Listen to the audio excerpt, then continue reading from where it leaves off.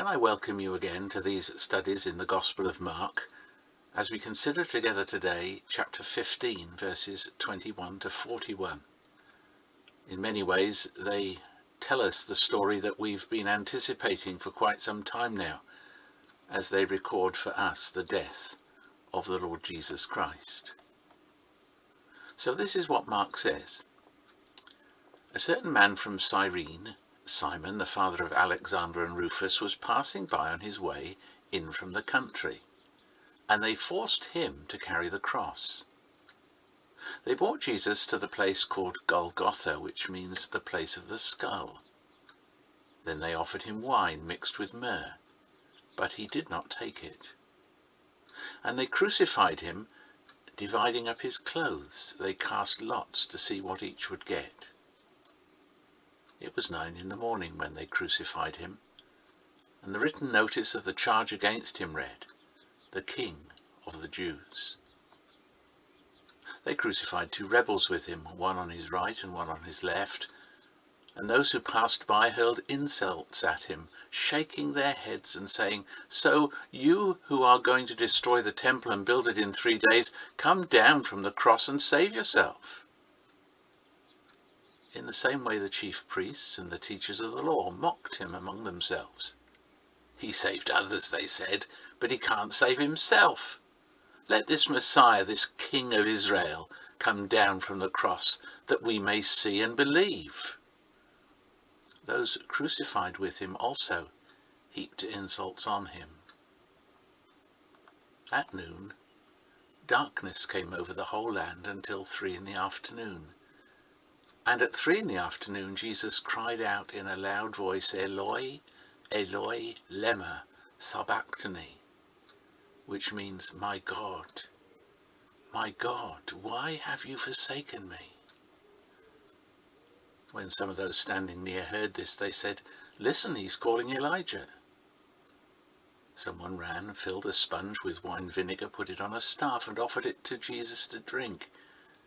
"Now leave him alone. Let's see if Elijah comes to take him down," they said. With a loud cry, Jesus breathed his last.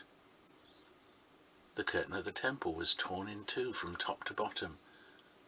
And when the centurion who stood there in front of Jesus saw how he died, he said, "Surely this man was the Son of God." Some women were watching from a distance. Among them were Mary Magdalene, Mary the mother of James the younger and of Joseph, and Salome. In Galilee these women had followed him and cared for his needs. Many other women who had come up with him to Jerusalem were also there.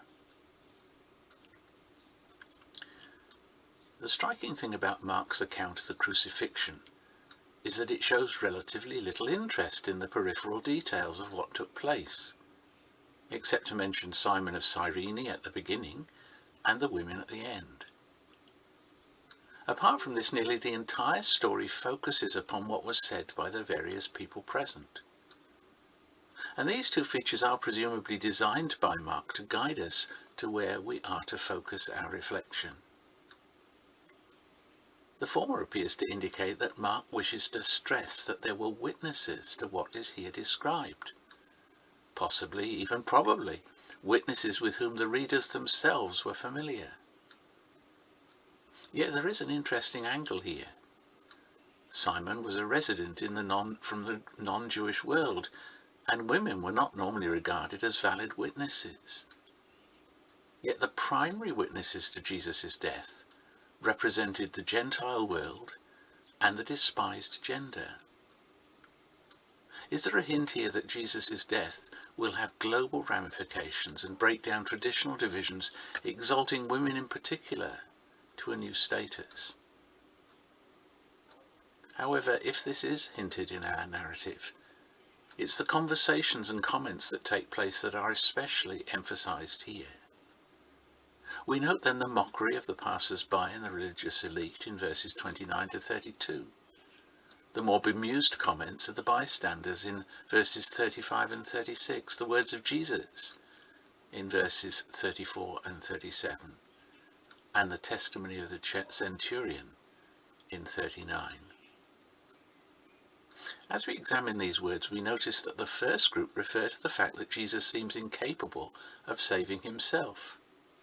They mock Jesus' veiled teaching about his resurrection, and they say that they will believe he is the Christ if he performs a miracle and frees himself from the cross. As Mark tells the story, he must have been aware of the deep irony here. Jesus did indeed rebuild the temple in 3 days. He could not save himself if he was to fulfill his messianic calling. And he demonstrated far greater grounds for belief than merely Houdini-like freeing himself from the cross. 3 days later he was freed from death.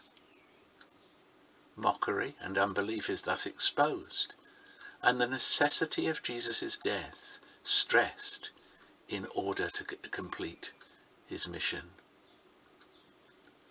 The second group were less hostile. They were ready to watch and wait to see if Jesus is able to meet his claims to messiahship. Their expectations are faulty, since they do not include Jesus' death, but they have not reached premature conclusions. And they invite us, the reader, to avoid jumping to conclusions ourselves. They do not insist Jesus meets their agendas for proof, but are ready to be convinced by God's actions themselves. Jesus' own words are singularly few in Mark. Mark only mentions one phrase, Jesus' cry of dereliction, my God, why have you forsaken me? Jesus actually cites Psalm 22, and it's possibly had the whole psalm with its ultimate victory in mind. Either way, however, the cost of his self-denying act is stressed. In order to perform his work as Messiah, the eternal bonds that united the triune God were, as it were, for a while, severed. Yet if his relationship with the Father is severed, the relationship between God and humanity is restored. Those familiar with Old Testament imagery would not have missed the point. Jesus' dying has separated him from his Father on account of human rebellion against God. And Jesus experiences the sentence lying upon the human race, yet his death frees humanity from the curse occasioned by such sin. Here then is true messiahship revealed. So we come to the centurion, another non-Jew. Jesus' death, we're not told in what way, inspired him to perceive that something altogether unique had just taken place. Using language that represented the highest possible assertion of deity known to the centurion himself, he recognizes in the dead Jesus God himself. The resurrection is yet to occur, but the very death of Jesus elicits the faith of the centurion. For him, the answer to the mockers lay not in Jesus escaping from death, but in his dying. Doubtless Mark intends us to note this. The greatest miracle in cosmic history is the death of God himself for our sin. Here then is the point. Mockery will not recognize Jesus. However, humble, inquiring, open hearts will find more than enough in his death to convince them of who he is and the implications of that death for them. It will bring them face to face with the greatest miracle of all and the greatest challenge that they themselves will ever face. Are you up for that challenge? Am I?